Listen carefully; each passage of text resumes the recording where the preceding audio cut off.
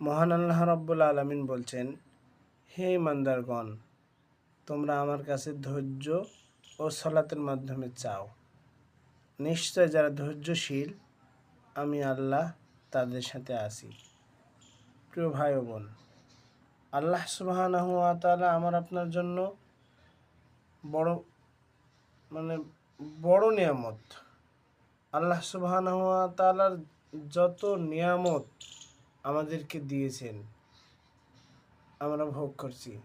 আবার বলছেন, তোমাদের কোনো কিছু যদি প্রয়োজন হয় তোমরা আমার কাছে চাও ধৈর্য ও সালাতের মাধ্যমে। আমি যারা ধৈর্যশীল তাদের সাথে আছি। প্রিয় ভাই ও বোন, ধৈর্য হারাবেন না। আর চাইতে হলে সালাতের মাধ্যমে চান, ধৈর্য নিয়ে চান। নিশ্চয় আল্লাহ ধৈর্যশীলদের সাথে আছেন। অতএব তিনি ধৈর্য এবং সালাতের মাধ্যমে যদি চান অবশ্যই তিনি দিবেন। এতে কোনো সন্দেহ নাই। এটা কিন্তু আল্লাহ সুবহানাহু ওয়া তাআলার কথা।